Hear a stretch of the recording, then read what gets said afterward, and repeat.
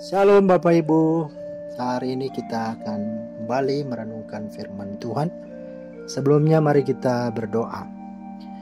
Tuhan Yesus, kami bersyukur karena kami boleh diberi lagi kesempatan di hari Minggu ini untuk merenungkan firman Tuhan. Berkatilah ya Tuhan, sehingga kami mampu memahaminya dan melakukannya dalam kehidupan keseharian kami.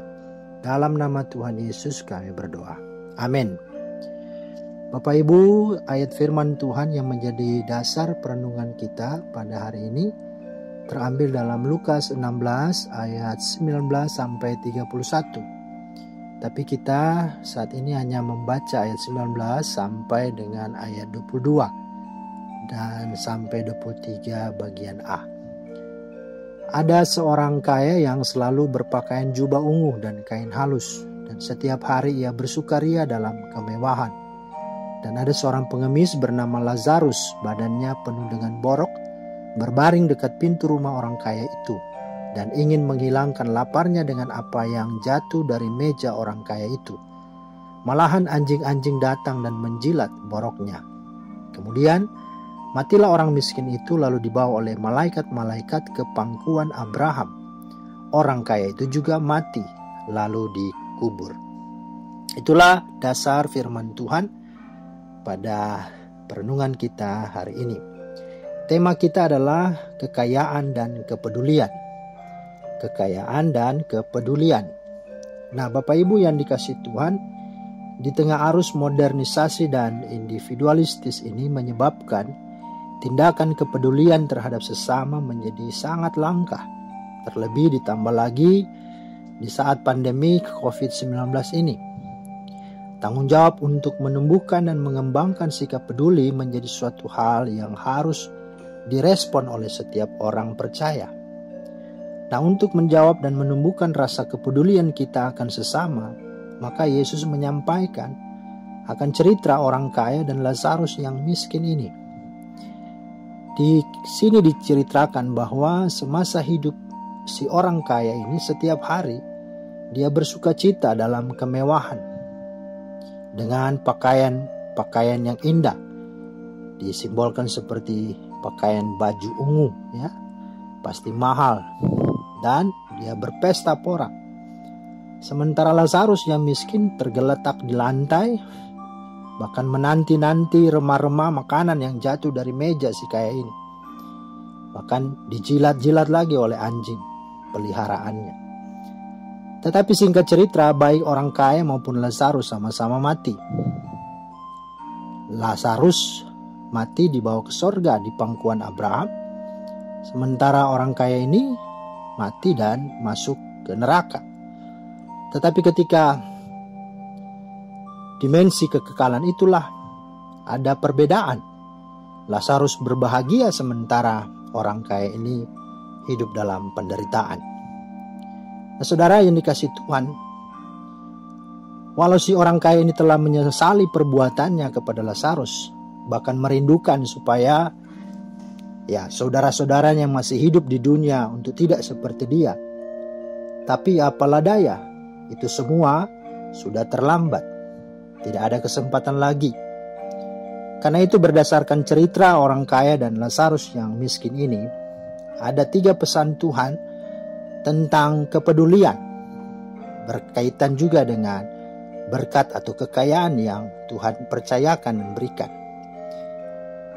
Yang pertama, bahwa kepedulian itu sesungguhnya adalah hal kesehari-harian, mudah dicari dan dijumpai di mana saja, karena kesempatannya selalu ada. Artinya untuk peduli tidak perlu menunggu ada bencana alam, tidak perlu ada musibah, tidak juga perlu ada wabah COVID-19 ini. Ya, mereka ada kepedulian itu, ada kesempatan dalam kehidupan kita sehari-hari. Ya, ada di keluarga kita. Ya, kalau kita lihat kisah Lazarus dan orang kaya ini ada dalam satu rumah, bukan? Ya, kalau kita memperhatikan orang kaya ini tidak jahat. Kenapa? Karena dia tidak mengusir Lazarus, tapi dia bukan orang yang baik. Itu saja, ya. Dia tidak bawa Lazarus ke dokter kah, atau dia rawat kah, atau dia kasih tempat yang layak. tapi dia biarkan.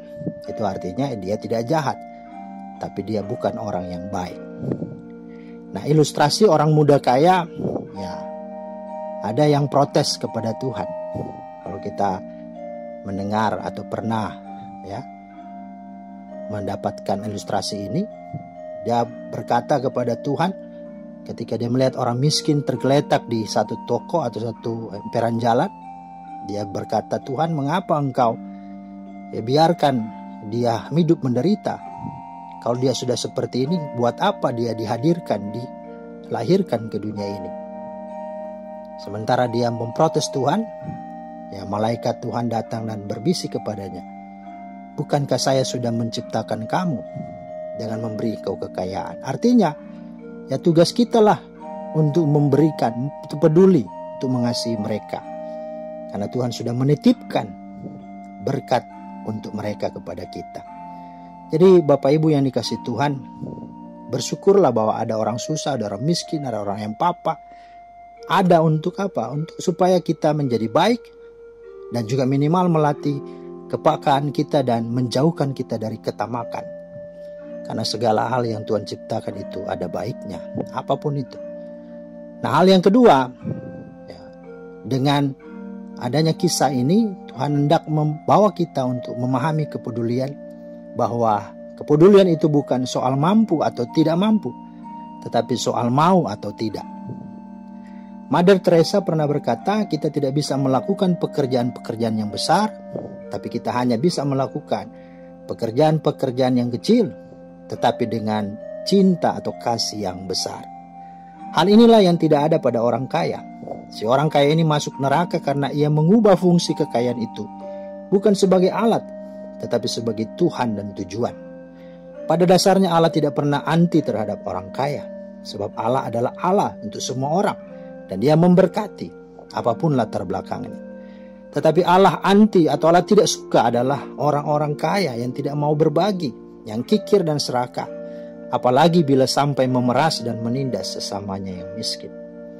Orang kaya ini bisa melakukan hal yang baik semasa hidupnya. Ia mampu, tapi sayangnya ia tidak mau.